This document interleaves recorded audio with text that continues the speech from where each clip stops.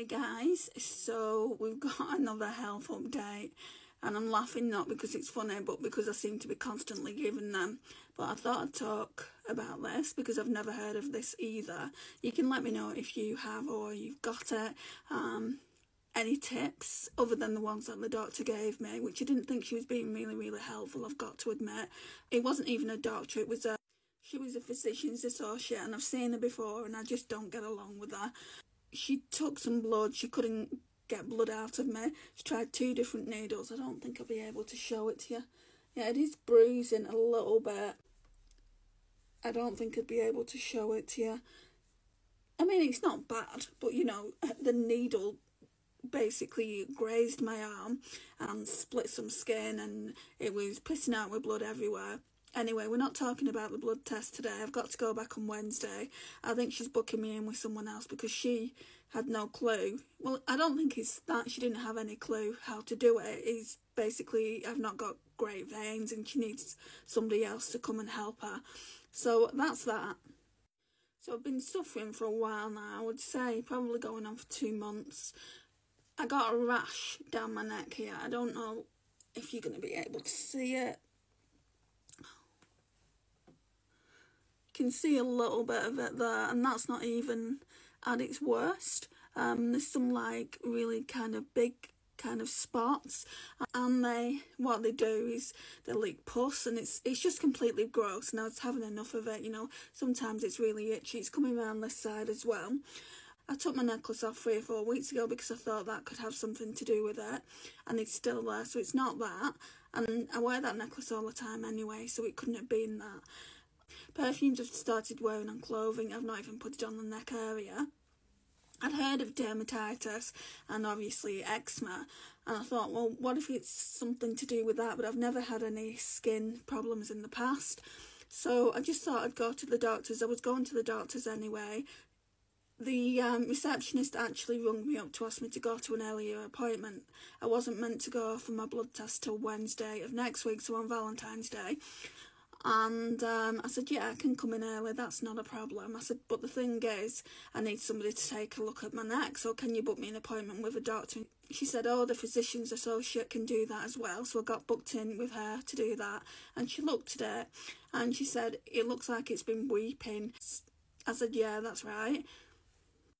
She said, it looks like it's going into your hairline here behind your ears especially.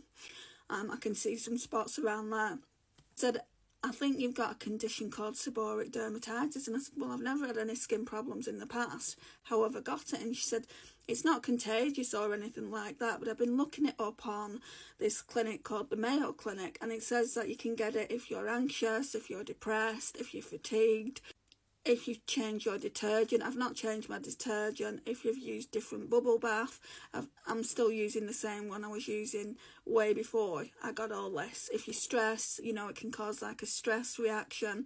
So it's probably a combination of like being stressed, being anxious. I don't sleep very well, as I've said in previous videos.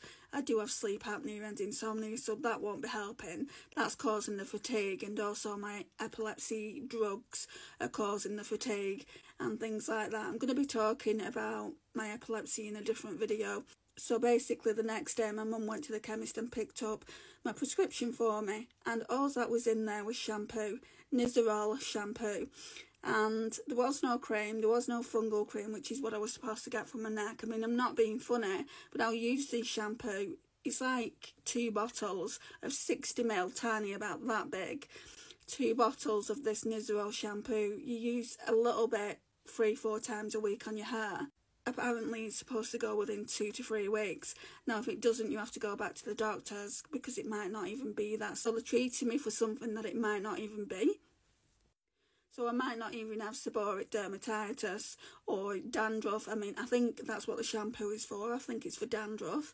So I'm gonna obviously continue to use the shampoo. I used it for the first time today. Still feel a bit itchy, to be honest. But that shampoo is not going to get rid of what's on my neck. So I should have a cream. So I'm going to ring them tomorrow and just say, look, was a cream prescribed? So I think I might be seeing that same physician's associate on Wednesday, but I think there'll be a nurse with her as well to just basically guide her through taking my blood. I hope there will be, because if she can't do it, I'll just say, look, I've drunk plenty of water today. I know I was coming to the appointment. Can you get someone else in to do the blood test? Because if I don't get these bloods done, they've already said they'll cut down my Epilim supply. That's what I'm going for in the first place. So basically, the drugs that I'm on for my epilepsy are Epilim 200. I've mentioned that before in the past as well. And they've said to me, you need an epilepsy review. We need to review if the tablets are good for you. I don't know why they're reviewing if the tablets are good for me. I've been on these tablets over 30 years, guys. So, 35 years nearly. So, yeah, I've got to go into the doctors and get the blood test done, and then I'll have to arrange a epilepsy review, which I have every year. And they were saying to me, the receptionist said, well, you do have a blood test every year. And I said, since when? In what universe? In what universe do I have a blood test every year?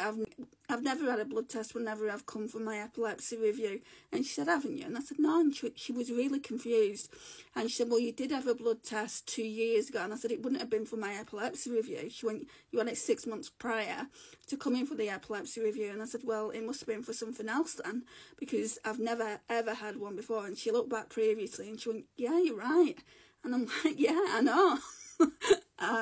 But anyway, I'm going to leave this here. I just wanted to jump on. I'm interested in if any of you guys have got this seborrheic dermatitis. I would love to know. Leave it in the comments. Let's have a discussion about it. I can't be the only one out here, surely. Thank you so much for watching, guys. I really do appreciate it. And I'll see you in the next one.